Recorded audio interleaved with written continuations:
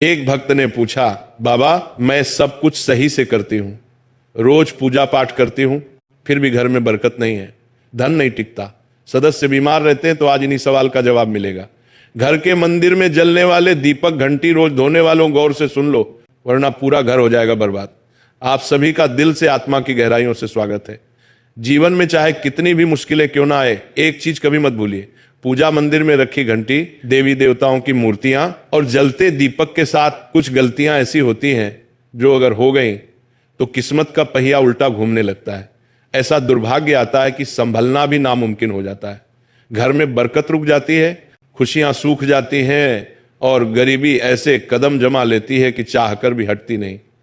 हो सकता है आप भी अनजाने में वही गलतियां कर रहे हो, इसलिए पैसा पास टिकता नहीं, घर में अशांति रहती है और सफलता बस दूर से हाथ हिलाती है। हम बिना समझे जाने अनजाने कुछ ऐसा कर बैठते हैं जो हमारे भाग्य का दरवाजा बंद कर देता है, और जब सब हाथ से निकल जाता है तब हमारे पास रह जाता है सिर्फ पछतावा और ताने।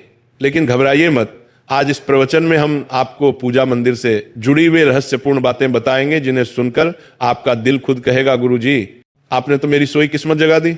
तो इस प्रवचन को अंत तक देखना, क्योंकि ये सिर्फ जानकारी नहीं, ये आपकी जिंदगी बदलने की कुंजी है।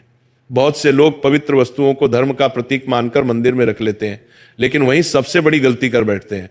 आज हम आपको विस्तार से बताएंगे पूजा मंदिर में कौन सी चीजें रखना शुभ है और कौन सी अशुभ, दीपक कितने बजे जलाना चाहिए और जलाते समय कौन सा मंत्र बोलना चाहिए, घंटी कब बजानी है, सुबह या शाम, और कितनी बार, शंख कब और कैसे बजाना चाहिए, और बजाते समय किस मंत्र का जाप करना चाहिए, दीपक रोज धोना चाहिए या नहीं, मंदिर में कितनी मूर्तियां रखनी चाहिए और क्यों। ये 7-8 बातें छोटी लग सकती हैं, लेकिन इनका असर आपकी किस्मत पर सीधा पड़ता है। इस तरह की जानकारी आपको कहीं और नहीं मिलेगी, चाहे आप लाखों करोड़ों खर्च कर दें। हम अपने मन से कोई कहानी नहीं गढ़ते, ये सब ज्ञान है, ज्योतिष शास्त्र, धर्मशास्त्र और ऋषि मुनियों की वाणी से लिया हुआ, जिसे हम आपके लिए आसान भाषा में लेकर आते हैं। और हाँ, एक भक्त ने हमसे पूछा था, गुरुजी मैं रोज पूजा करता हूं लेकिन फल क्यों नहीं मिलता, उल्टा नुकसान ही हो जाता है। इस प्रवचन में मैं आपको इस रहस्य का भी जवाब दूंगा। पूजा हमारे जीवन का अभिन्न हिस्सा है। हर कोई किसी न किसी देवी देवता की आराधना करता है।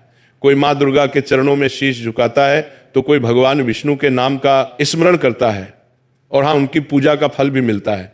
लेकिन क्या आप जानते हैं, छोटी छोटी अनजानी गलतियां ही उस फल को रोक देती हैं। ये गलतियां इतनी मामूली लगती है कि हम इन्हें नजरअंदाज कर देते हैं, लेकिन शास्त्रों में साफ लिखा है, पूजा में पूर्ण फल पाना है तो इन बातों का ध्यान रखना जरूरी है। आज हम बात करेंगे घर के मंदिर में दीपक और घंटी के सही उपयोग के बारे में। क्या दीपक को रोज धोना चाहिए या हफ्ते में 1-2 बार, धातु का दिया हो तो कब और कैसे साफ करना चाहिए, मिट्टी के दीपक का सही समय और सही अवसर कौन से हैं, मंदिर में किस प्रकार की घंटी का उपयोग सबसे शुभ माना जाता है, घंटी कब बजानी है, कितनी बार बजानी है, और क्या शाम की पूजा में घंटी बजाना उचित है। सबसे पहले बात करते हैं मिट्टी के दिए की। ये साधारण सा दिखने वाला दिया वास्तव में शुद्धता और पवित्रता का प्रतीक है। दिवाली हो, कोई धार्मिक पर्व हो या फिर कोई बड़ा अनुष्ठान, मिट्टी का दिया जलाने का अपना ही महत्व है। घर के मंदिर में या दरवाजे के पास जब इसे जलाया जाता है तो ऐसा लगता है मानो लक्ष्मी माता खुद आपके आंगन में प्रवेश कर रही हो। लेकिन ध्यान दीजिए, जब ये दिया मंदिर में रखा जाता है तो इसके नियम बदल जाते हैं। मिट्टी का दिया एक बार जलाने के बाद दोबारा मंदिर में नहीं रखना चाहिए। हर बार नया मिट्टी का दिया ही उपयोग करना शुभ माना गया है। ऐसा करने से वास्तु दोष दूर रहता है और घर में बरकत बनी रहती है। अब आगे इस प्रवचन में हम जानेंगे मंदिर की घंटी से जुड़े हुए रहस्य, जो शायद आपको पहले कभी नहीं बताए गए। अब आते हैं धातु के दियों पर। आपने देखा होगा कि लोग पीतल या तांबे के दिए इस्तेमाल करते हैं। ये न केवल सुंदर होते हैं बल्कि इनका धार्मिक महत्व भी अत्यंत गहरा है। लेकिन इन्हें सिर्फ जलाना काफी नहीं है, इनकी शुद्धि भी उतनी ही जरूरी है। इन्हें रोज धोकर, खासकर गंगा जल से साफ करना चाहिए। गंगा जल से धोने पर दिया पवित्र हो जाता है और घर में सकारात्मक ऊर्जा चारों ओर फैल जाती है। अगर आप हफ्ते में केवल 1-2 बार इन्हें साफ करते हैं तो ये पूरी तरह से शुद्ध नहीं हो पाते, इसलिए इसे अपनी रोजाना की आदत बना ले। और अब आते हैं घर के मंदिर की घंटी पर। पीतल की घंटी की ध्वनि ऐसी होती है जो वातावरण की नकारात्मक ऊर्जा को तुरंत दूर कर देती है और सकारात्मकता का प्रवाह बढ़ा देती है। लेकिन इसे कभी भी दक्षिण दिशा में ना रखें, यह अशुभ माना जाता है। घंटी को हमेशा पूजा स्थल के पास या मंदिर के प्रवेश द्वार पर रखें। सबसे शुभ घंटी वह होती है जिस पर गरुड़ की नक्काशी हो, इसे गरुड़ घंटी कहते हैं और इसे अत्यंत पवित्र व फलदायक माना गया है। अब सवाल आता है घंटी कितनी बार बजानी चाहिए। भोग लगाते समय घंटी को 5 बार बजाएं, ऐसा करने से भगवान भोग को जल्दी स्वीकार करते हैं।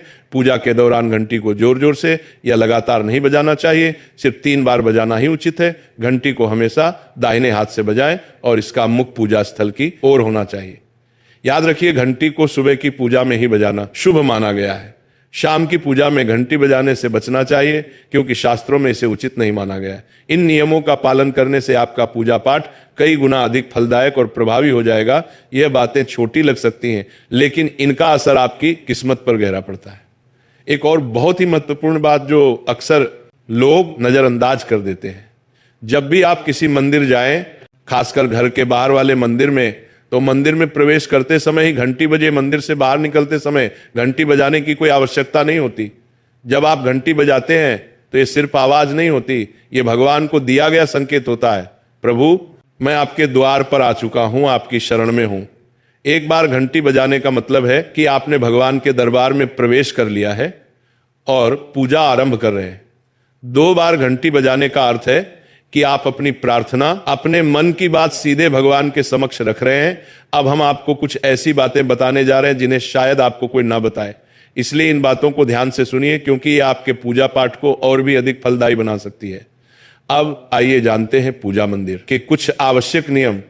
पूजा करते समय आपका मुख हमेशा पूर्व दिशा की ओर होना चाहिए। यह दिशा सबसे शुभ मानी जाती है क्योंकि यहां से सूरज की पहली किरण आती है जो सकारात्मक ऊर्जा से भरी होती है। पश्चिम की ओर मुख करके भी पूजा की जा सकती है, लेकिन पूर्व दिशा का लाभ कई गुना अधिक है। घर की सीढ़ियों के पास पूजा घर बनाना अशुभ माना गया है क्योंकि वहां नकारात्मक ऊर्जा का प्रवाह अधिक होता है। भगवान का आसन हमेशा आपके आसन से ऊंचा होना चाहिए, कम से कम 10 इंच ऊंचा। भगवान की प्रतिमा को सीधे जमीन पर रखना अशुभ माना जाता है। ऊंचा आसन पूजा स्थल में सकारात्मकता और ऊर्जावान माहौल बनाए रखता है। पूजा करते समय हमेशा चटाई आसन पर बैठे। यह न केवल आरामदायक है बल्कि ध्यान और श्रद्धा को भी स्थिर रखता है। ध्यान दें कि आपका आसन भगवान के आसन से ऊंचा ना हो, इससे भगवान के प्रति आदर और विनम्रता बनी रहती है। अगली बात बेहद जरूरी है, पूजा घर में कभी भी सड़े, बासी या मुरझाए हुए फूल न रखें। मुरझाए फूल पूजा में अशुभ माने जाते हैं क्योंकि वे नकारात्मक ऊर्जा को बढ़ाते हैं। हमेशा ताजे, सुगंधित और खिले हुए फूल ही भगवान को अर्पित करें। जब फूल मुरझा जाएं या काले पड़ जाएं तो उन्हें सम्मान पूर्वक मिट्टी में दबा दें। इससे नकारात्मक ऊर्जा दूर होती है और आपके घर में पवित्रता बनी रहती है। एक और महत्वपूर्ण नियम, जिस कमरे में आप सोते हैं उसमें घर का मंदिर नहीं बनाना चाहिए। यदि परिस्थिति के कारण आपको अपने सोने के कमरे में ही मंदिर रखना पड़े तो रात को मंदिर को ढक दें या उस पर पर्दा डाल दें। इससे रात के समय मंदिर से निकलने वाली ऊर्जा आपके विश्राम को प्रभावित नहीं करेगी। ऐसा करने से घर में शांति और आपकी पूजा में एकाग्रता बनी रहेगी।